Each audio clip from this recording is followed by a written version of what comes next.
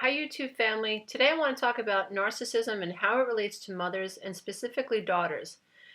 Those of you out there who happen to be daughters of narcissistic mothers know the pain and the confusion it is to have this relationship with a woman that is supposed to feel nurturing, that is supposed to feel safe, and that is supposed to feel protected, and it feels anything but those things. It's a pain that few people can relate to because, in society, in movies, and the things that we experience in our lifetimes, you go to a park and you see a little girl run into her mother's arms, and, you watch TV or you watch a movie, and you see these wonderful relationships that these daughters have with their moms, and you think, why can't I have that?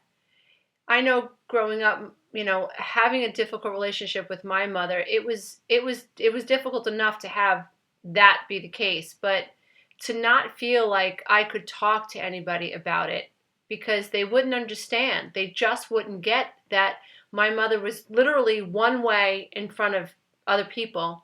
And to me, one on one, she was a different human being. And I know how crazy that sounded, and I know how crazy that looked to the outside world. And so that only made me feel even more isolated.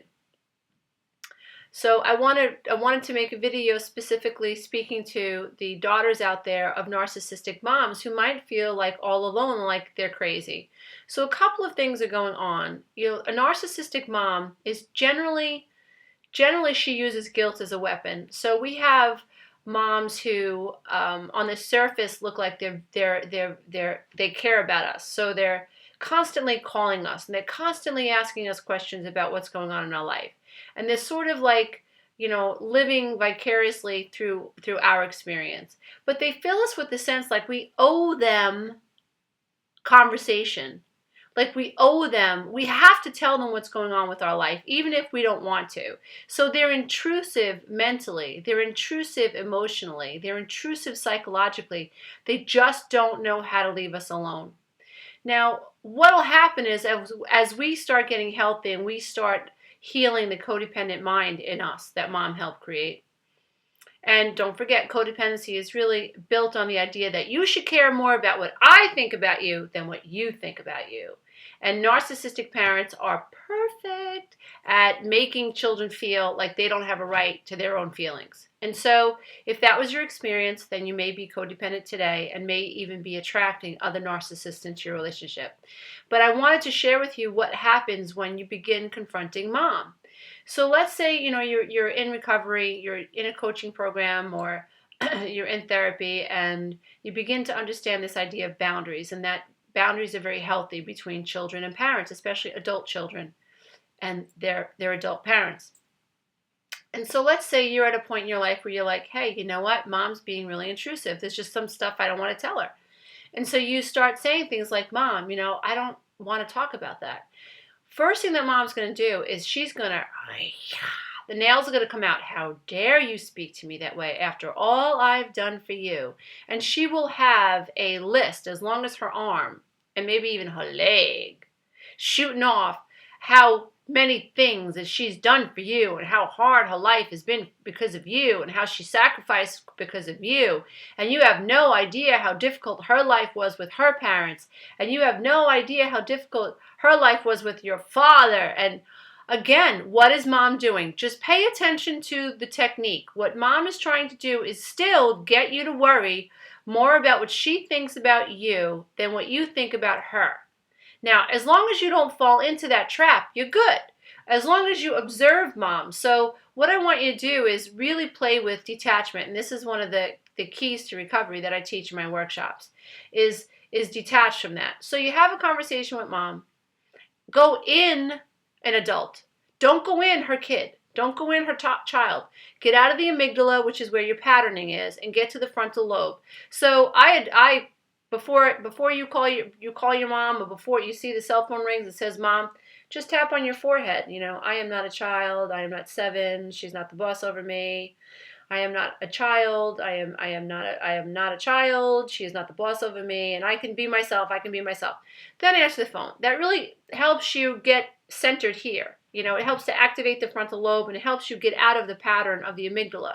So you go into the conversation, your grown-ass woman self. Yo, Ma, what's up? How are you? Yeah, well, you know what, Ma, I don't want to talk about that. Well, I don't really, you know what? I don't owe you an explanation. I love you and all, but Mom, you know, I'm not 7 anymore. Like, I don't have to tell you why I don't want to talk to you about stuff. I mean, it's enough for me to say I don't want to talk about it. So, how's the weather treating you? You know, how's the weather there, you know, in California? How's the weather there in New York? I hear it's terrible. Ma, I said I'm not going to talk about that. Mom, now you're using guilt against me, Mom. That's not cool. That's not cool. I'll tell you what, Mom. You know what? You're really upset right now. I can see that you're not having an easy time with me setting boundaries. So you know what? You know what? Call me when you feel better. Or I tell you what, I'll let you cool off and I'll call you in a couple of days. Click. And that's the way we do it. And I'm not saying it's easy, because setting boundaries with narcissistic moms is not easy. But if you don't do it, nothing changes. Remember, nothing changes, dear one. So this has been a 6-minute video on detachment, waking up the frontal lobe prior to having the conversation with Mom, reminding yourself that I'm not 6, she's not the boss over me, boundaries are good, I worry about what I think, I can't worry about what she thinks, and then have the conversation. So you're going in an adult, not a child. So you go in as an adult, you go in not as a child anymore, you use detachment, so you observe what Mommy's doing, don't get pulled into what Mommy's doing. See, if I listen to what my mom's saying and I hear, oh, that's guilt, that's manipulation, I just told her how I felt and she just totally steamrolled me. I see that. She's doing it again. Here comes some more guilt. Oh, here comes the rage, like I'm 6 and I should go hide under my bed. Here it comes. All these guilt, all these weapons, here they come. But I'm not falling because I'm a grown-ass woman. Mom, you sound real ornery. Like, you know, you're right. You know what, listen, you know, I'll call you back when you feel better. Okay, love you, click. So that's the way we, as their daughters, really begin to own our womanhood. We have to step into our womanhood. We have to step into it and not allow our mothers to steamroll us, make us feel like responsible for their issues. Like, it's not my issue if my mom had a bad relationship with my dad. It's not my issue. Like, her job was to take care of me. My job is not to be her therapist. My job is not to validate her experience. Her job was to validate my experience. So I'm done playing therapist to Mommy. If you have that issue with your mom, you got to let that go. Tell Mom to find a therapist. If Mom is like overstepping her boundaries and she's really, really intrusive, you know, sometimes what moms will do is like they'll send you things, or they'll send you cards, or they'll send you gifts in the mail. They'll send you gift cards. They'll say, come on, I want to take you shopping. Don't fall for it, because what she's doing is she's trapping you. Because now if you accept that gift, you owe her. You owe her. She's never going to let you let it down. So we say things like, no, Mom, I got it. Thanks very much. I really appreciate it. You're so sweet. Yada, yada, yada. Bye-bye. So I hope this has helped. Please reach out to me and let me know. My name is Lisa A. Romano. I'm a life coach for adult children of alcoholics and also adult children from dry homes. So those of us who come from ACOA homes, we weren't all raised by drunk parents.